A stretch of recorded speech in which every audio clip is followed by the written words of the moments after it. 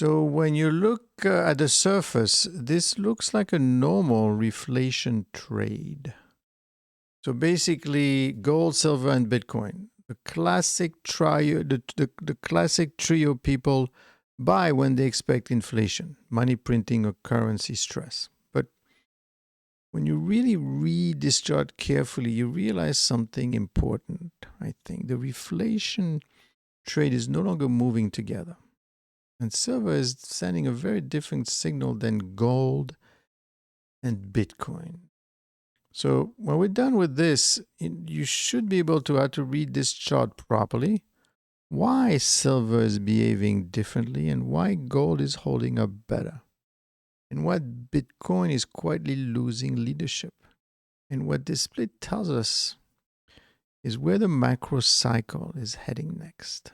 So before we analyze anything, let's make sure we understand what we're looking at. So this chart comes from Bloomberg, and it tracks three assets over the same period. Silver is in white, gold is in yellow, and Bitcoin is in green. The left axis is the gold price level, and the right axis is the silver price level, and the far right is the Bitcoin. Anyway, each line is scaled to its own price range, so we focus on direction and trend rather than exact dollar comparisons. So what is a reflation trade? Reflation simply means that growth is slowing or stalled, one. Policymakers respond by easing financial conditions.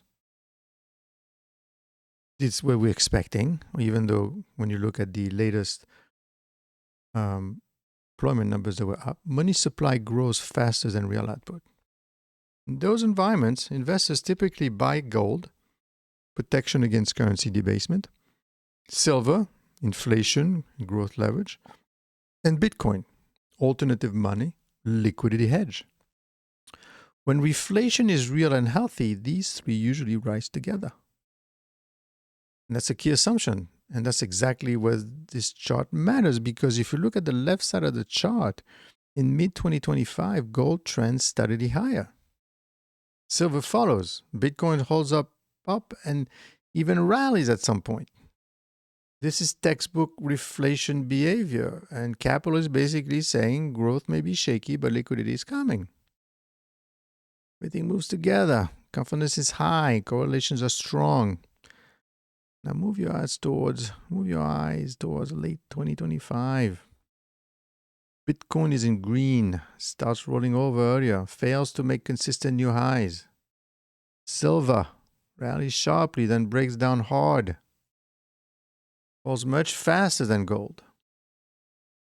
Gold pulls back, but stays structurally strong, holds higher lows. This is your first warning sign. The reflation trade is no longer synchronized. So let's talk about silver specifically, because silver is the loudest signal on this chart. Silver drops about 13%, far more than gold. So this matters because silver is part monetary metal, part industrial metal. When silver underperforms gold, it usually means inflation expectations are cooling. Growth expectations are weakening. Liquidity is becoming more selective. In simple terms, the market is no longer pricing strong reflation, it's pricing stress. Silver doesn't crash when inflation is real. Silver crashes when inflation fears turn into demand destruction fears. We have problem with growth. That's exactly what this chart is showing.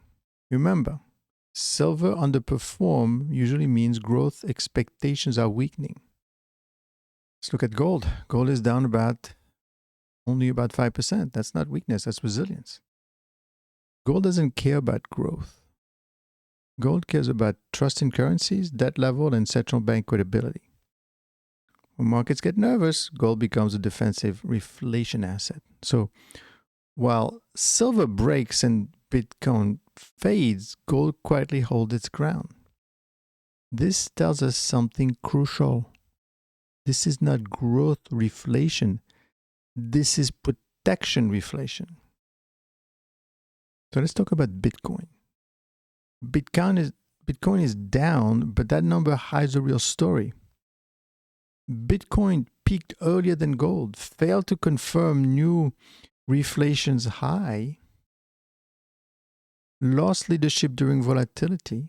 This suggests that Bitcoin is acting more like a liquidity asset, not less like a safe haven. And I did a video on liquidity, more sensitive to tightening financial conditions. In short, Bitcoin works best when liquidity is abundant and risk appetite is strong.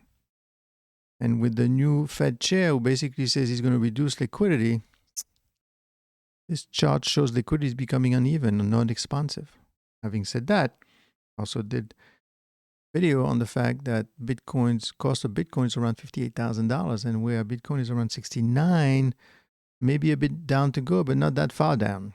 So the big macro message of this chart, it's a diagnostic, and it tells us a reflation credit is fracturing, growth-sensitive assets are under pressure, defensive stores of value are holding up better, liquidity is becoming selective, not broad, and that combination usually appears late in the cycle, before policy responses intensify and before volatility increases elsewhere. So what usually comes next? As you see, when you see silver underperforming gold and Bitcoin loses leadership, gold quietly outperform, markets are transitioning towards slower growth, higher financial stress, and more policy intervention. And usually after this phase, silver stabilizes later, Bitcoin only recovers once liquidity clearly returns, and gold remains the anchor. So this is not financial advice, but thinking about positioning, this chart basically encourages your discipline. And this is what we do with and I want you to think about what we do with my members every day. Between 8 and 9 a.m., we talk about all these things and how to implement it and how to take advantage of this situation. This suggests don't assume everything reflation. Watch correlations carefully, respect leadership shift. And when assets stop moving together, the market is telling you the easy phase is over. So we're not here to predict the future, but because this reveals what investors are doing right now, and right now, we're basically saying that reflation isn't dead, but it's no longer simple. And silver breakdown is a warning, not noise. So if you understand that, you're already ahead of most market participants.